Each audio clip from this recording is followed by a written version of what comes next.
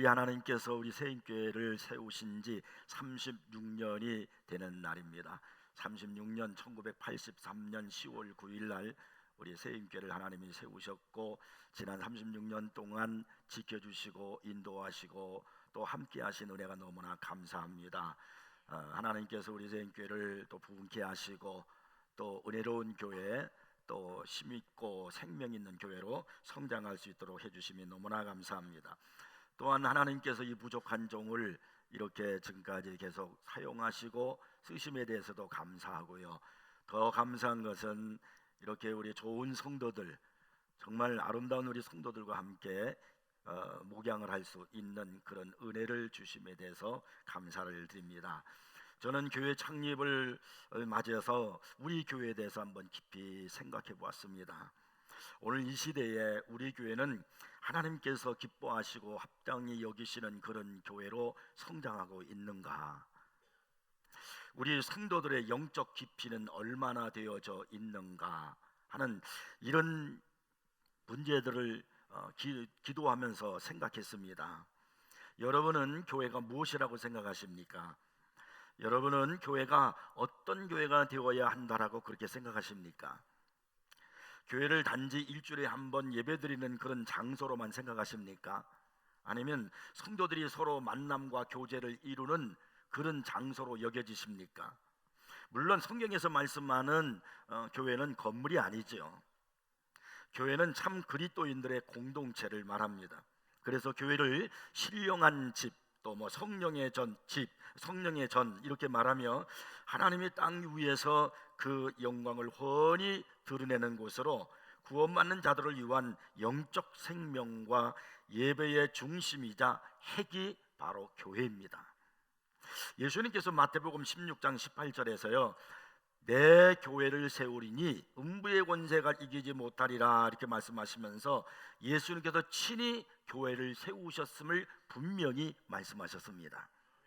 그래서 사탄의 가장 강력한 무기인 죽음의 권세조차도 예수님께서 세우시는 교회의 궁극적인 승리를 막을 수 없습니다. 교회는 세상에서 가장 보배로운 현실입니다. 교회는 은이나 금 또한 세상의 그 어떤 보물보다 더 귀합니다. 왜냐하면 사도행전 20장 28절에서 하나님이 자기 피로 사신 교회라고 그렇게 말씀하셨고요, 베드로전서 1장 19절에서는요 오직 흠없고 점없는 어린 양 같은 그리스도의 보배로운 피로 된 것이라 이렇게 말씀하셨기 때문에 그렇습니다. 예수님 피보다 더 귀한 것이 있겠습니까? 세상에 그 어떤 것도 예수님의 피보다 값진 것은 없습니다. 그래서 교회는 교회다워야 되는데 참된 교회의 모습은 무엇인가? 가난의 영성을 가진 교회여야 한다는 것입니다. 그런 교회가 하나님 보시기에 합당한 교회가 될 것이고 또 진정한 능력을 나타내는 교회일 수 있습니다. 고린도후서 8장 9절 말씀 보니까 우리 주 예수 그리스도의 은혜를 너희가 알거니와 부요하신 이로써 너희를 위하여 가난하게 되심은 그의 가난함으로 말미암아 너희를 부요하게 하려 하심이라고 그렇게 말씀하시므로 우리 주 예수 그리스도께서 가난하게 되신 이유는 우리를 부요하게 하시기 위해서라고 성경은 말씀하고 있습니다. 이 말씀은 세상의 부나 물질을 말하는 것이 아닙니다. 우리 주 예수 그리스도께서는 하나님의 영광이 부유하신 분이십니다.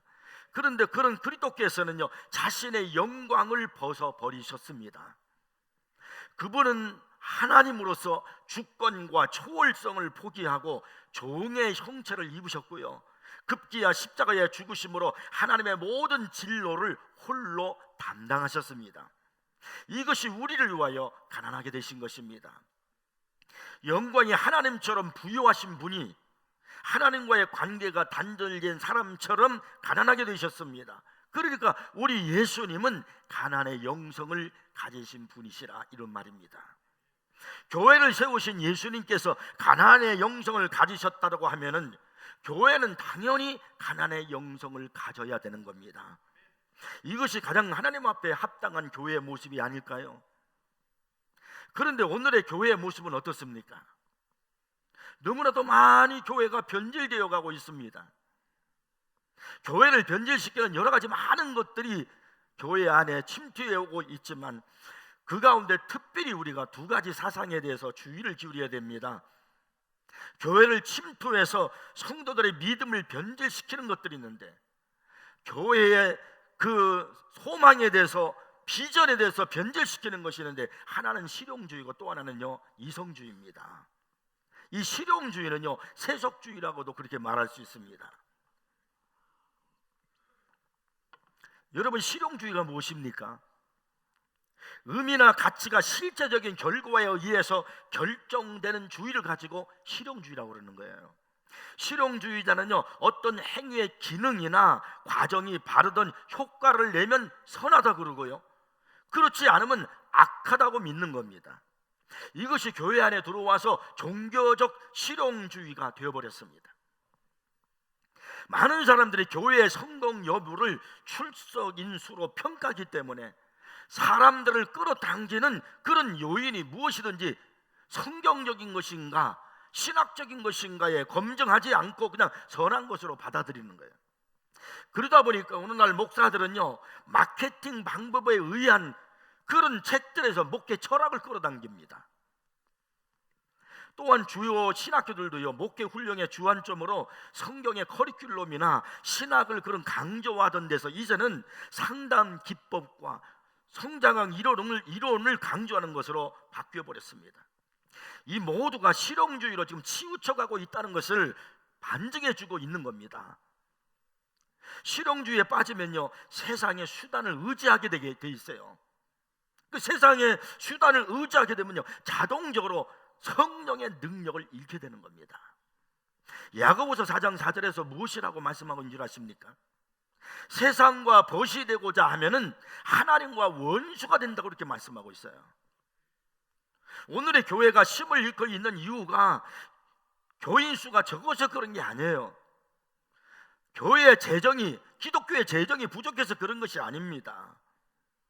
실용주의에 빠지다 보니까, 세속주의에 빠지다 보니까 성령의 능력을 잃었기 때문에 오늘 교회들이, 오늘 기독교가 힘을 잃고 있는 겁니다.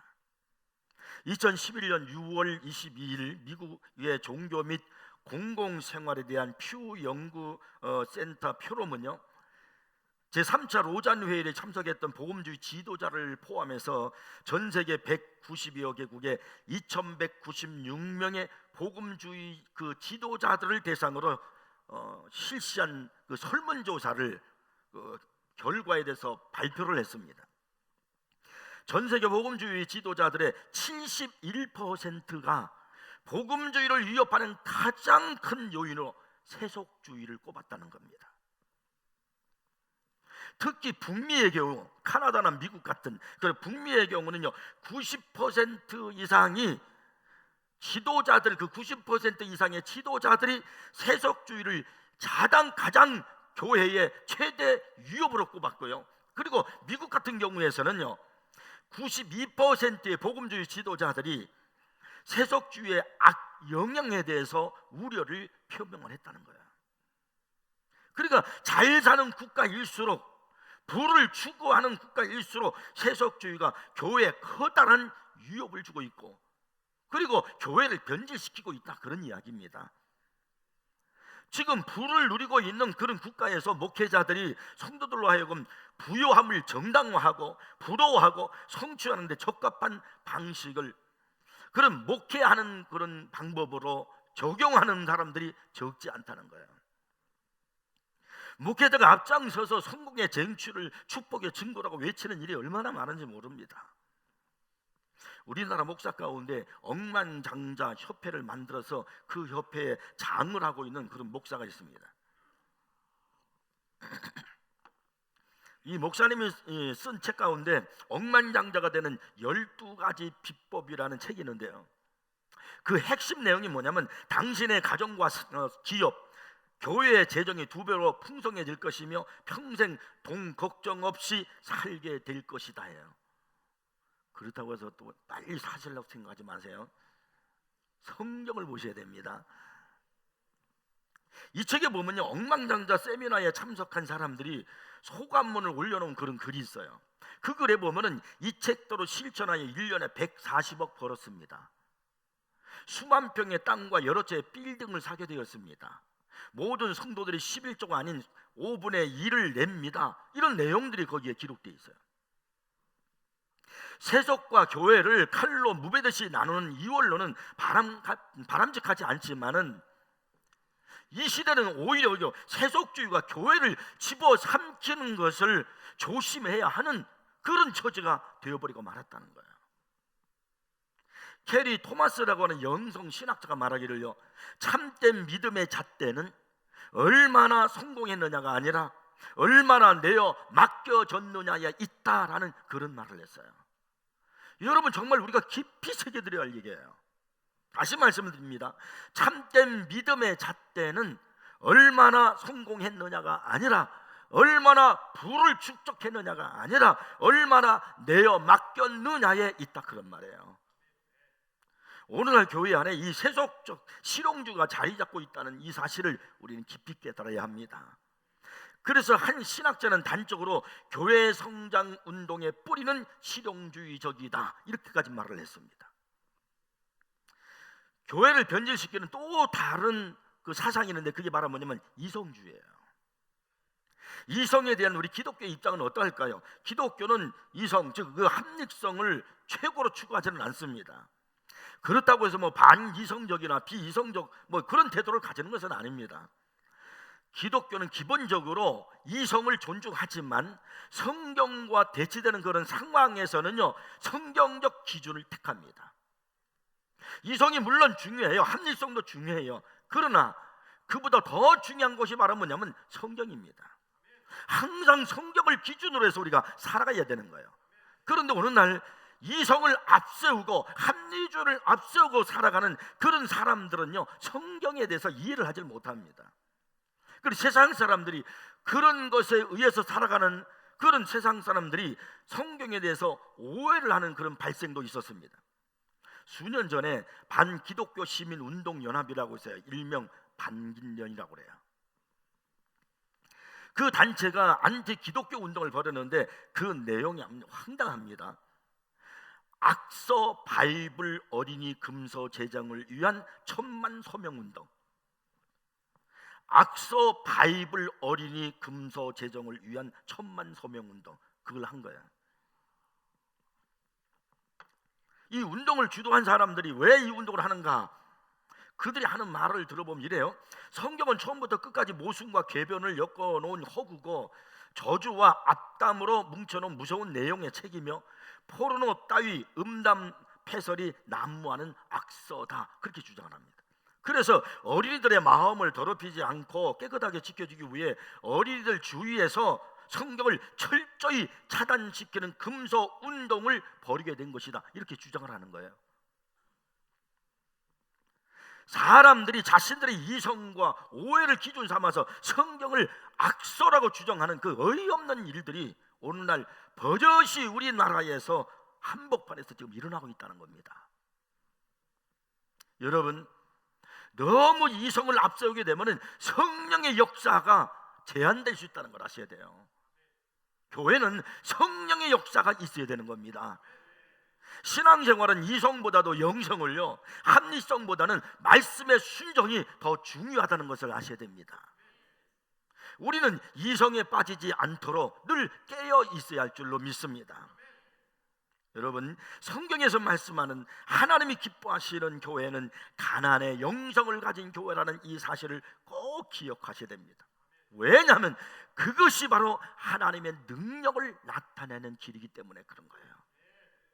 본문의 이 빌라델비아 교회는 가난의 영성을 가진 교회입니다. 빌라델비아 교회는 주님으로부터 전혀 책망을 듣지 않은 승리한 교회입니다.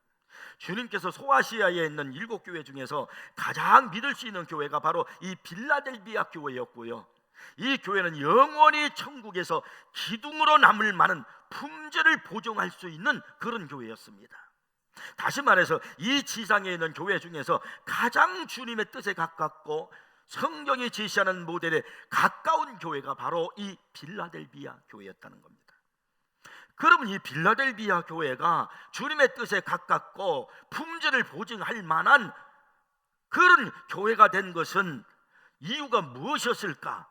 하나님께서 그 교회를 그렇게 인정하는 이유가 무엇이었을까? 바로 그것은요, 가난한 영성, 가난의 영성을 가지고 있었기 때문에 그렇다는 거예요.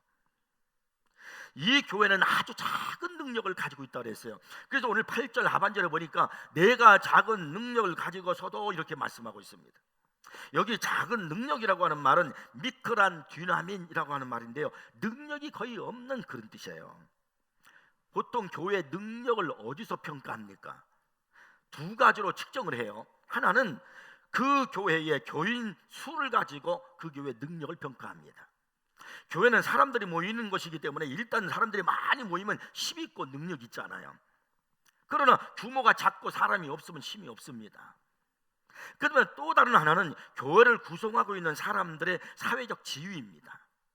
그 교회 교인들이 사회적으로 높은 신분이나 힘이 있는 지위가 있으면 그 교회는 힘 있고 능력 있는 교회다, 그렇게 평가를 해요. 그런데 이 빌라델비아 교회는 작은 능력을 가진 교회였다는 거예요. 근데 이 작은 능력이라는 것은 영적인 능력을 말하는 것이 아니고요, 사회적인 능력을 말하는 겁니다.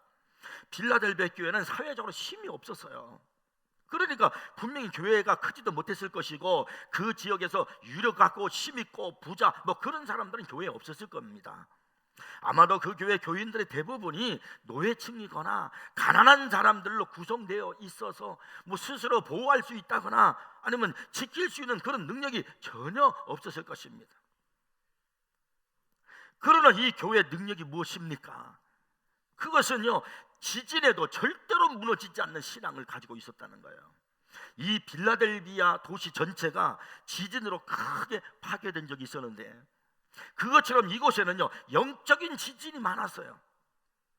좌우로 흔들고 막 상하로 흔들러서 주님으로부터 떨어지게 만드는 막 시련, 시험, 역경 이런 것들이 많았습니다. 그런데 이 빌라델비아 교회는 이런 영적 지진 앞에서 전혀 흔들리지 않았다는 거예요.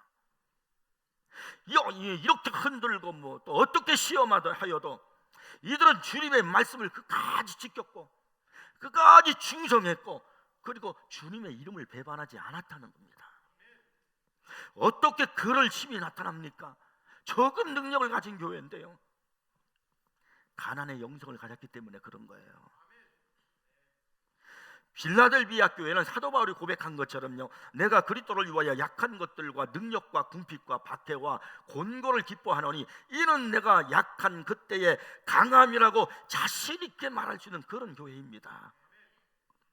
빌라델비아 교회는 비록 숫자는 적었지만은 사회적으로 유력한 사람들이 그 교회에는 나오지 않고 있었지만은 영적 능력은 작지 않았다는 거예요.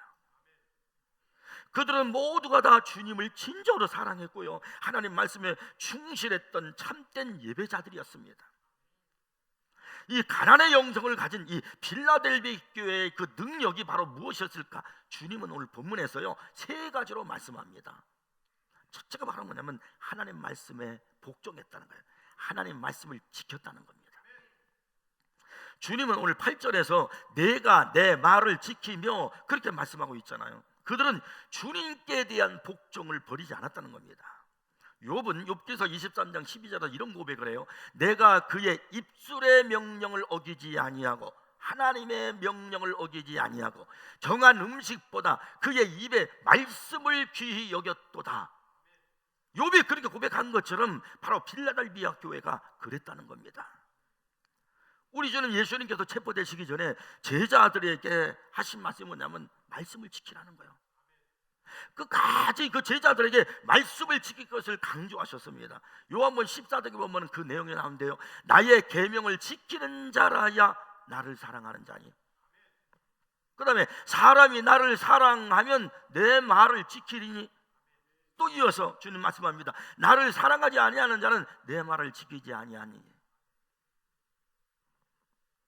그리고요, 요한복음 15장에서요, 너희도 내 계명을 지키면 내 사랑 안에 거하리라, 이렇게 약속을 하셨습니다. 주님은 거듭 제자들을 향해서 말씀을 지켜라. 너희들이 날 사랑하냐? 말씀을 지켜라. 말씀을 지키지 아니하면 나 사랑하는 거 아니다. 주님이 그렇게 말씀했어요. 예수님만 그렇게 말씀한 것이 아니라 사도 요한이 요한 1서에서 보면은요, 참신앙을 분별하는 기준을 제시하고 있어요. 자, 성경을 제가 한번 읽어볼게요. 우리가 그의 계명을 지키면, 말씀을 지키면 이로써 우리가 그를 아는 줄을 알 것이요, 주님을 아는 줄로 알 것이요, 그를 아노라 하고 그의 계명을 지키지 아니하는 자는, 말씀을 지키지 않은 자는 거짓말하는 자예요. 말로 하는 게 아니라는 겁니다.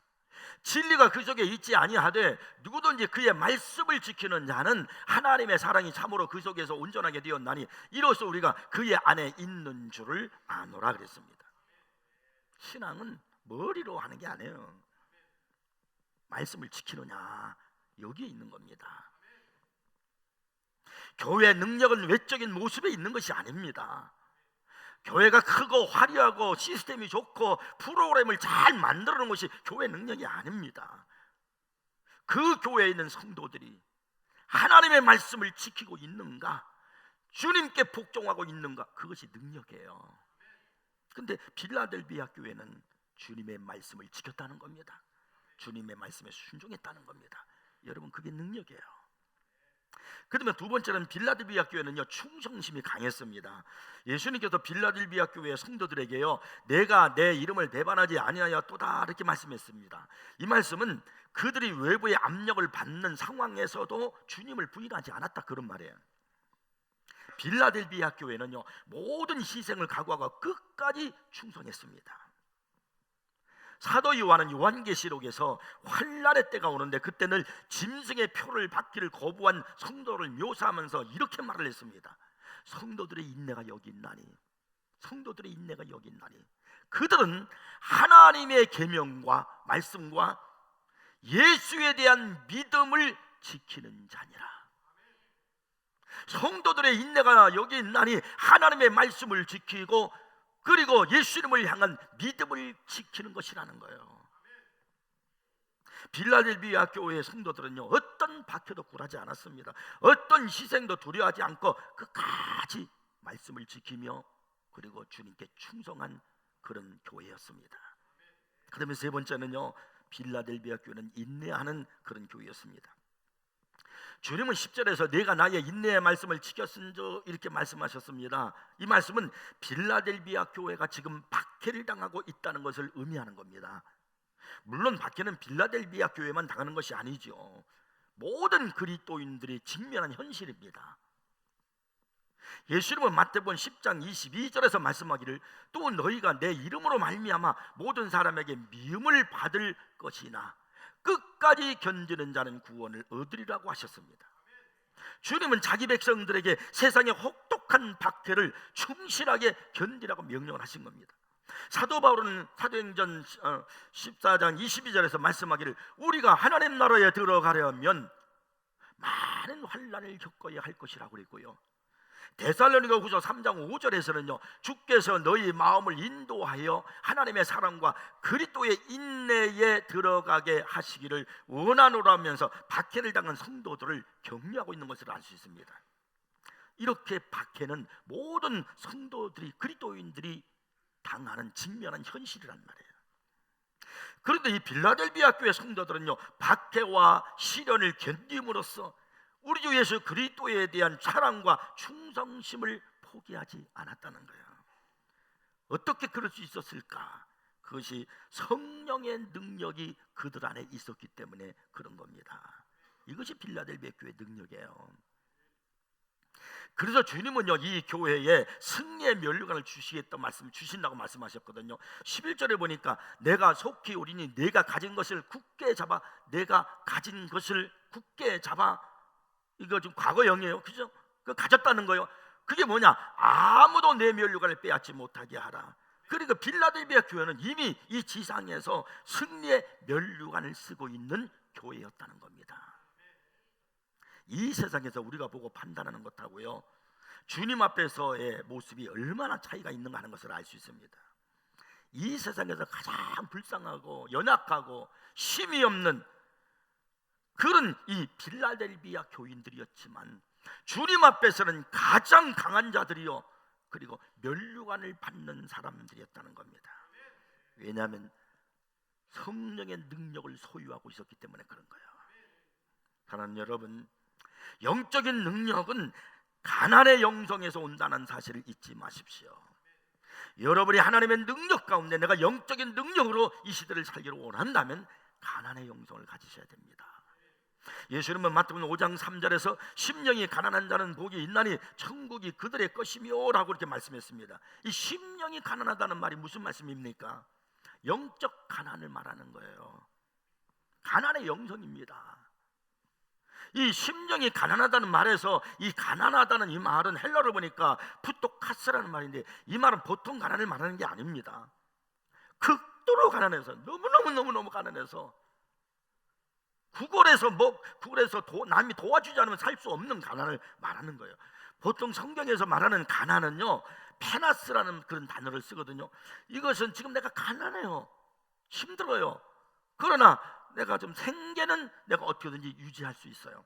나가서 내가 어떤 일을 하든지, 심지어는 폐지를 주어서라든지, 그래서 내 생계를 유지할 수 있을 때, 그때 페나스라는 말을 쓰는데, 여기 심령이 가난하다는 이 가난은 어떤 말을 썼냐면요, 푸토카스라는 단어를 쓴 겁니다.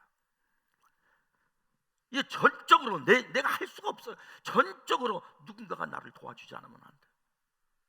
그 상태, 그렇게 가난한 거, 그것이 바로 푸토카스라는 말이에요. 그래서 심령이 가난하다는 말은 구석에 쪼그리고 앉아 울면서 하나님의 자비를 구하는 영적 거지들, 영적으로 공허한 자들, 영적 파산자들을 말하는 겁니다. 하나님이 도와주지 않으면 나는 살 수 없습니다. 나는 하나님만 붙듭니다. 하나님만 의지합니다 하면서 간청하고 구걸하는 것, 그게 바로 푸토카스예요. 예수님은 이런 사람이 복이 있다고 그러셨고요, 그런 사람이 천국이 그들의 것이래요. 심령 가난은 가난의 영성을 말하는 겁니다. 내적으로 가난하기 때문에 너무나 내 마음이 가난해서 머리를 숙이며 하나님을 깊이 의지하고 순종하는 거예요. 그러면 당연히 하늘의 능력이 내게 오는 겁니다. 야고보서 4장 10절 말씀 기억하십니까? 주 앞에서 낮추라, 그리하면 주께서 너희를 높이시리라.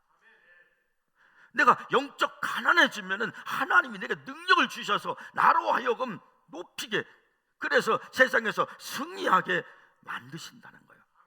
성경에 보면 영적 가난에 대한 말씀을 기록하고 있는 것이 있는데, 이사야서 66장 2절에 보니까 물은 마음이 가난하고 심령에 통회하며 내 말을 듣고 떠는 자, 그게 가난한 자, 영적 가난한 자예요. 그 사람은 내가 돌보려니와 그랬어요. 시편 34편 18절에서는 여호와는 마음이 상한 자를, 이 영적 가난한 자야, 가까이 하시고 중심으로 통회하는 자를 영적 가난한 자예요, 구원하시는도다라고 말씀합니다. 시편 42편 1절에 보니까 하나님이여 사슴이 시냇물을 찾기에 갈급함같이 내 영혼이 주를 찾기에 갈급하니이다. 이게 영적 가난이에요. 이스라엘이 미디안으로부터 큰 고통을 당하고 있을 때 하나님께서 기드온에게 찾아가셔서 그로 하여금 이스라엘을 구원하라고 그렇게 말씀하십니다. 그 얘기를 들을 때 이 기드온이 뭐라고 말하냐면, 그가 이렇게 말해요. 주여, 내가 무엇으로 이스라엘을 구원하리까? 보소서, 나의 집은 문화세 중에 극히 약하고 나는 내 아버지 집에서 가장 작은 자니이다. 지금 이렇게 말하고 있는 이 기도의 이 말이 바로 뭐냐면 그의 영적 가난이에요. 하나님, 나는 못해요. 나는 너무나 연약해요. 그런 말입니다. 그런데 하나님은 이런 기도를 향해서 이렇게 말씀하셨습니다. 큰 용사여, 여호와께서 너와 함께 계시도다. 가장 용감하고 강한 사람이 누구인 줄 아십니까? 가난의 영성을 가진 사람이에요. 그래서 빌라델비아 교회는요, 적은 능력을 가지고도 승리한 교회였던 겁니다. 오늘 우리에게 필요한 것은 가난의 영성입니다. 사랑하는 성도 여러분, 세속적 부가 아니에요. 성공이 아닙니다. 정말 능력은 내가 영적으로 가난해질 때 오는 겁니다. 1260년 1226년 10월 3일은 기독교 2000년 역사상 그리스도를 가장 많이 닮았다고 상찬받는 성 프란체스코가 세상을 떠난 날입니다. 세속적 권력까지 손에 쥔 교권주의자들이 주님의 교회를 망가뜨려 놓고 있을 때 그는 기독교 본질을 회복하기 위해서 가난의 영성을 주창했습니다. 니코스 차잔 차키스는요, 성자 프란체스코가 아닌 세속적 생활에 몰두하고 있는 어느 날 꿈에 다미아노 성자를 만났던 일화를 들려주고 있습니다. 성인은 누더기를 걸치고 맨발로 지팡이에 의지한 채 울고 있었습니다. 깜짝 놀란 프란체스코가 성인에게 천국에 계신 것이 아니냐고, 천국에도 눈물이 있느냐고 물었습니다. 이 다미아노는 천국에도 눈물이 있다고 하면서 그 눈물은 아직도 지상에서 헤매고 있는 사람들을 위해서 흘리는 눈물이라고 말합니다. 성인은 이어서 그리스도의 교회가 위험에 처했다고 하면서 속히 잠에서 깨어나라고 말합니다. 아시시의 프란체스코요, 온 세상이 무너져 내리고 있네. 그리스도께서 위험에 처해 있으니 어서 일어나게, 세상이 무너지지 않도록 자네의 등으로 떠받치게. 온 교회가 나의 작은 예배당처럼 퇴락하고 무너져 내려 폐허가 되고 있다네. 교회를 일으켜 세우게.